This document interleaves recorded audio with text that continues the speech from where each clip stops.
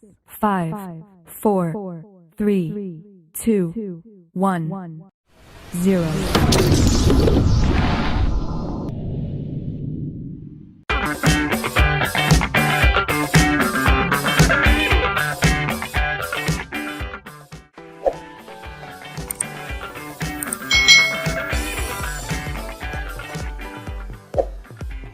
Halo adik-adik semuanya, selamat datang di channel YouTube Kak Citra. Hari ini kita akan belajar bersama-sama untuk mata pelajaran tematik kelas 6. Kita belajar di tema 1, subtema 2, pembelajaran yang ke-6. Jadi pembelajaran yang terakhir di subtema 2. Mari kita belajar dengan penuh semangat. Kamu sudah belajar tentang hewan selama 1 minggu ini, selama pembelajaran subtema 2 ini. Kamu sudah tahu bagaimana hewan itu berkembang biak dan jenis hewan yang hidup di negara-negara ASEAN. Sangat menarik bukan adik-adik? Nah, kita akan lanjutkan pembelajarannya. Kamu sudah belajar bagaimana cara berlari yang benar, melempar dan menangkap bola. Untuk menambah keterampilanmu dalam berolahraga, hari ini kamu akan bermain cara memukul bola. Cara memukul bola adalah, berarti di sini kalau kita belajar memukul bola, maka alat yang kita butuhkan adalah bola dan alat pemukulnya.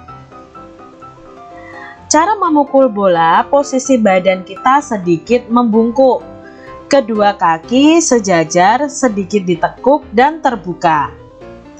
Pandangan itu ke arah datangnya bola. Kedua tangan memegang pemukul dengan tangan kanan di atas. Apabila kalian kidal nih, pemukul dipegang dengan tangan kiri.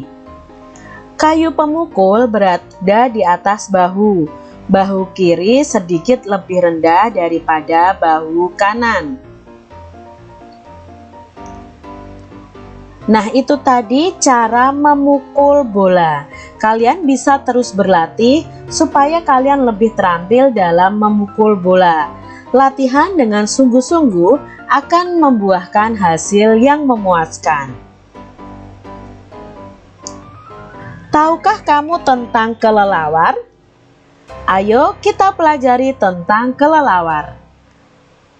Nah, di sini ada informasi mengenai hewan kelelawar.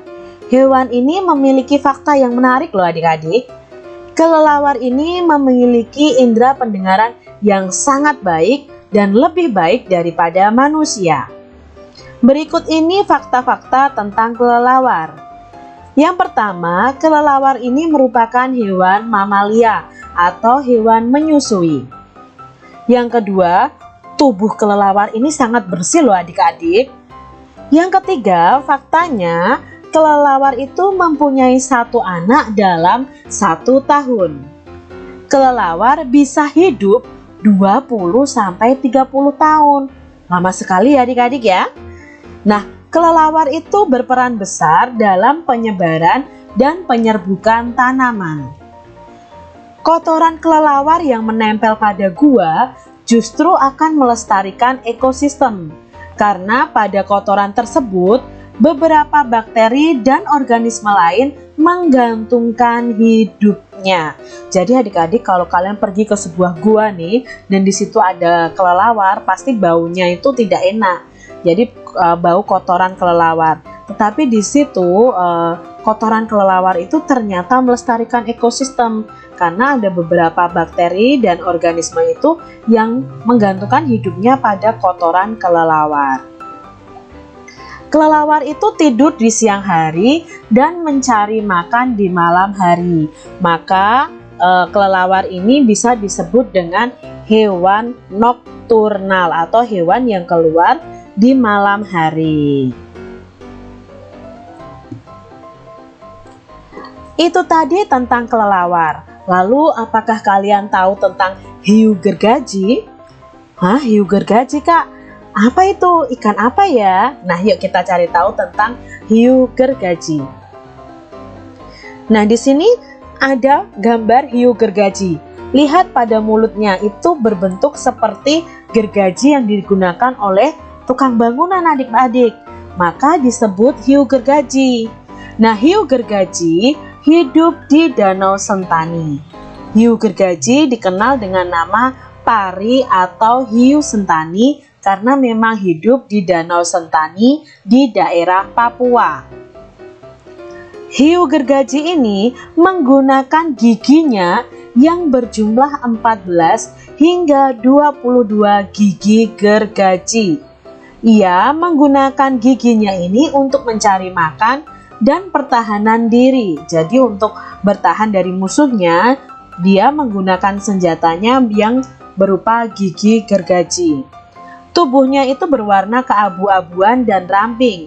Ia dapat berenang dengan cepat. Nah, ini informasi mengenai hiu gergaji. Dari bacaan ini tuh terdiri dari 2 paragraf. Paragraf yang pertama, kita akan mencari tahu ide pokok dan kesimpulan dari masing-masing paragraf. Hiu gergaji hidup di Danau Sentani.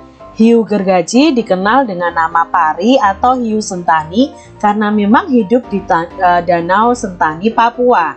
Maka ide pokoknya di sini adalah asal dari hiu gergaji. Nah, setelah itu baru dijelaskan tuh di situ asal hiu gergaji dari mana dan mengapa disebut hiu gergaji sentani. Kesimpulannya adalah hiu gergaji itu berasal dari Danau Sentani, Papua. Ini ide pokok dan kesimpulan di paragraf 1. Sekarang kita lihat di paragraf kedua. Nah, di paragraf kedua ini kita belajar mengenai tubuh dari hiu gergaji. Nah, ide pokok dari paragraf kedua tentang hiu gergaji ini adalah jumlah gigi hiu gergaji dan kegunaan dari giginya. Di sini dijelaskan jumlahnya berapa, kegunaannya untuk apa. Kesimpulannya adalah hiu gergaji itu memiliki jumlah gigi 14-22 dan digunakan untuk mencari makan dan mempertahankan diri. Hiu gergaji ini bisa berenang dengan cepat. Itu adalah ide pokok dan kesimpulan dari paragraf kedua. Siti dan teman-temannya diundang menghadiri acara syukuran di rumah Udin. Di sana banyak makanan. Di meja sebelah kiri ada ayam goreng, sate ayam, dan ikan bakar. Di meja sebelah kanan terdapat rendang dan soto ayam. Wah, Siti dan teman-temannya bingung memilihnya. Semua terlihat enak. Benny mulai berjalan mengambil 10 tusuk sate ayam, 2 rendang, dan sepotong ikan bakar.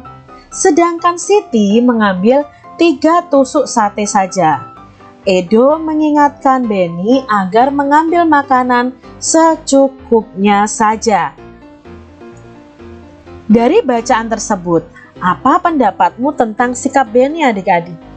Ya, Benny terlalu serakah ya mengambil banyak makanan dan belum tentu nanti bisa habis dimakan oleh Benny. Ya, dia mengambil makanan yang banyak, kalau nanti tidak habis dibuang akan mubazir, adik-adik. Apa pendapatmu tentang Siti yang mengambil makanan sesuai kebutuhannya? Ya, sikap Siti ini baik ya. Dia mengambil makanan sesuai dengan kebutuhannya sehingga nanti dia tidak akan membuang-buang makanan. Apa pendapatmu tentang Edo? Nah, Edo tadi berani menegur Benny. Jadi pendapat Kak Citra untuk si Edo ini, dia baik dan berani menegur temannya supaya temannya tahu apa kesalahannya.